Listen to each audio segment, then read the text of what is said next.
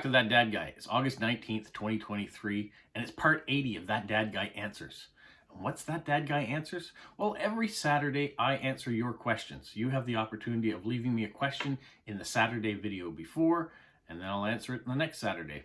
The only one exception is on the first Saturday of every month, I ask a question of you, give you a whole month to send me in a postcard with your response on it.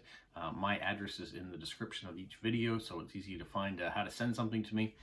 And then the following first Saturday, before I give you a new question, I read your responses. So let's review what the question is for August. And it's, what is your favorite recipe? So you have the opportunity of either writing the recipe on the card that you send, or you can write it on a piece of paper and fold it up and put it in a little pocket, or tape it with washi tape. However you choose to be creative of sending it, that would be great. Then the first Saturday in September, I'm going to read your responses. So hopefully it'll be fun. Hopefully we'll have lots of delicious recipes to try as a community, and we're going to go from there. But today, I'm answering your questions, so let's get to it right away.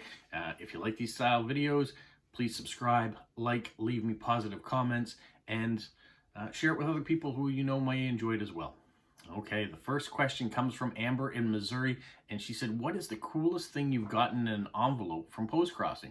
One time she got a cleaned and flattened foil yogurt lid from Russia that she thought was really cool.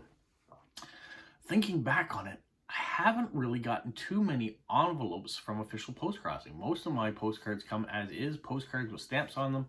I have had some creative cards of people being very creative with the way that they create a postcard or how they decorate the postcards. If I've gotten anything, it has been some tea bags, which I don't drink tea, so I have shared them off into the world with other people. I have gotten a few stamps. Always appreciate when I get stamps that I can add into the collection. So thank you for those people that do that. Most of my exciting mail that shows up with surprise gifts and things comes from either viewers like you that surprise me by sending me something, or people I've been doing direct swaps with for a while. We sometimes send each other things back and forth. So that's what I have. Nothing super exciting for you there, I think, for a response for your question, Amber, but that's the way it goes. And thank you for the question. All right, the next question I have comes from Mail Art Lover in Chile, and she says, I know you told us how you organize your postcards chronologically. The same criteria applies to your it does the same criteria apply to your private swaps? Because I've seen you constantly receive postcards from the same people like Jilly, Renee, Lewis, etc. Do you organize those cards according to the sender? If not, have you considered it? So lots of questions in there. All right, let's go first. When she says I organize my postcards chronologically, up there, all those binders, all those white ones, there's a black one and a purple one in there, they're all stacked up. Those are all my postcards, either from direct swaps or from official Postcrossing.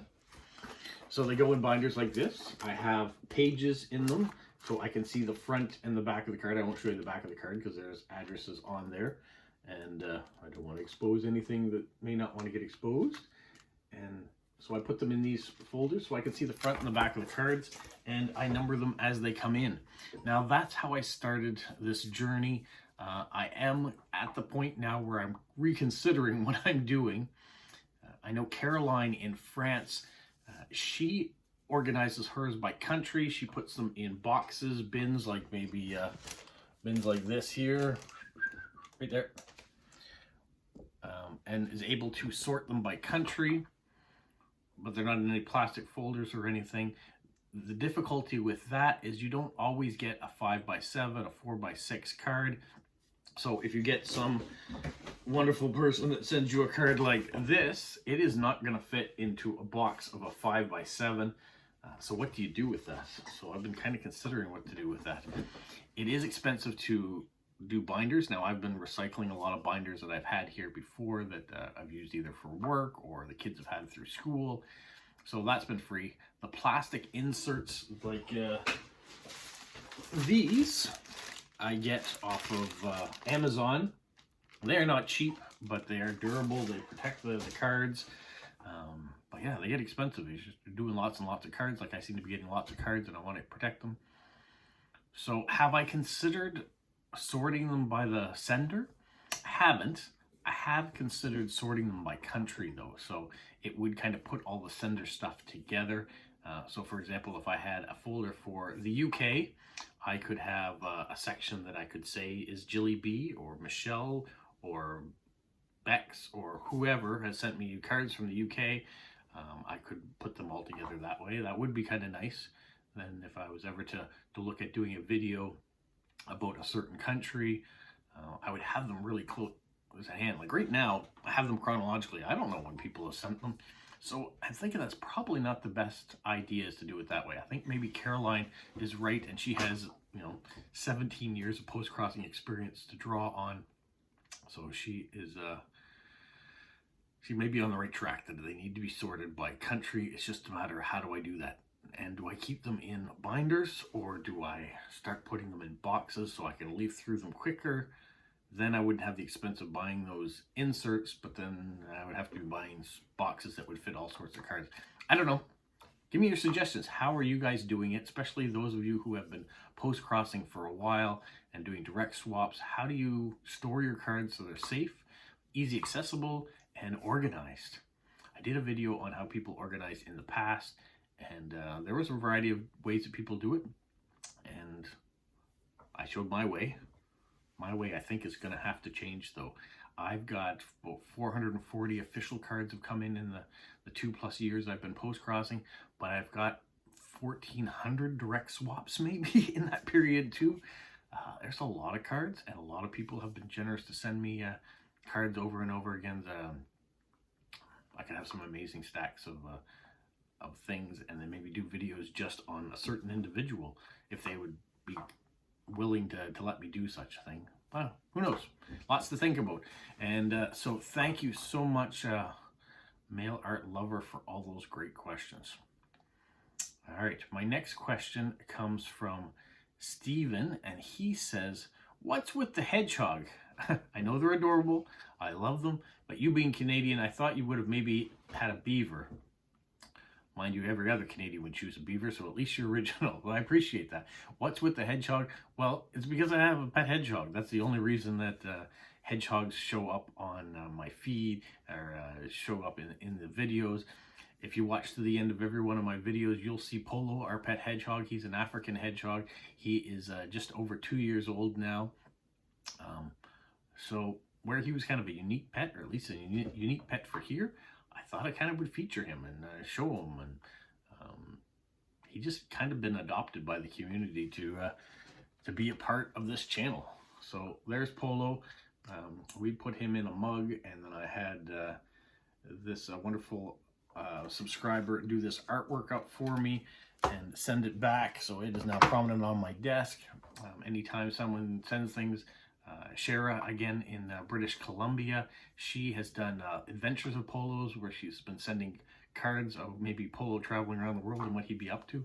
So very creative. You guys have latched onto the hedgehog as well, and really embrace Polo. I know Lewis in Spain every once in a while sends messages from his cat Paquita, and they're addressed right to Polo. So yeah, he's as much part of that dad guy now as I am. So that's why I embrace the hedgehog.